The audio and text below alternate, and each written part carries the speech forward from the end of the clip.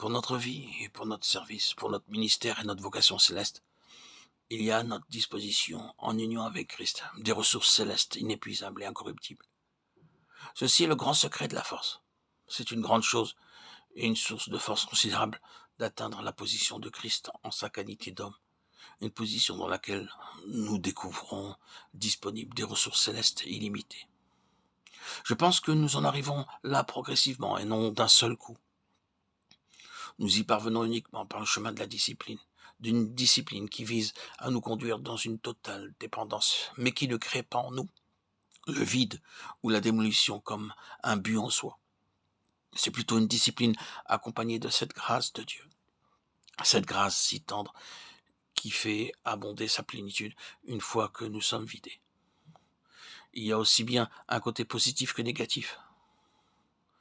Dieu ne prend pas goût, n'attend rien des choses négatives comme étant le but ultime, mais quand il brise et quand il vide.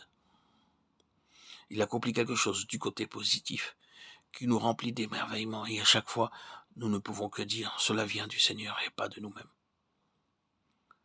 Par ce chemin de discipline, nous sommes progressivement amenés à voir qu'il existe des ressources célestes qui dépassent de loin toutes les possibilités humaines.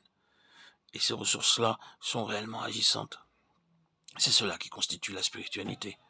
C'est cela qui fait qu'une vie ou un service soit spirituel.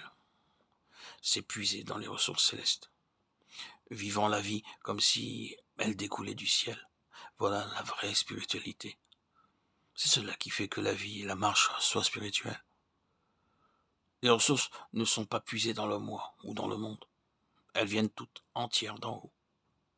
Le gouvernement n'est pas celui de l'homme d'ici-bas ou le monde, mais celui qui vient d'en haut.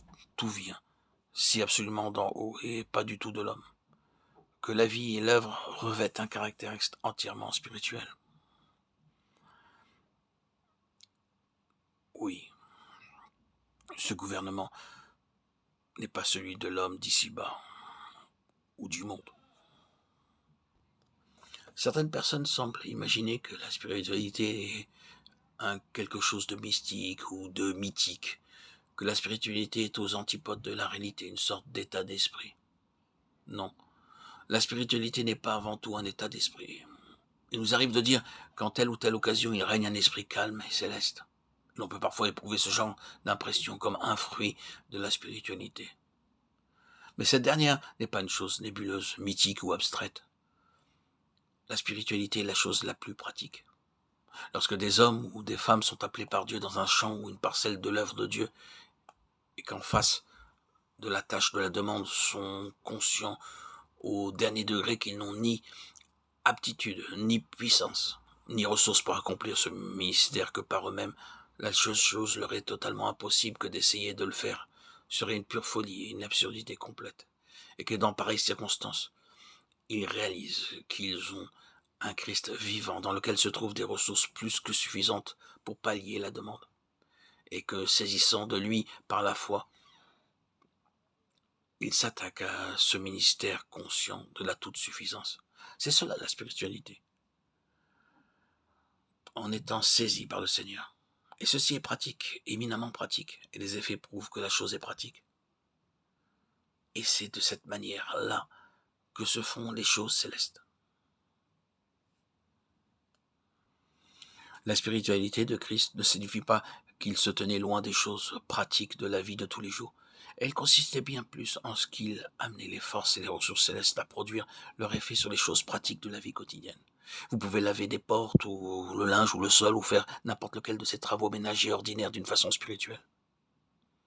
Les gens s'imaginent que l'œuvre spirituelle et le travail ordinaire, faire le ménage par exemple, sont deux choses différentes. Ils parlent de l'œuvre spirituelle et de l'autre travail. En réalité, vous pouvez faire intervenir les ressources célestes dans n'importe quelle activité légitime et ce faisant rendre un vrai témoignage.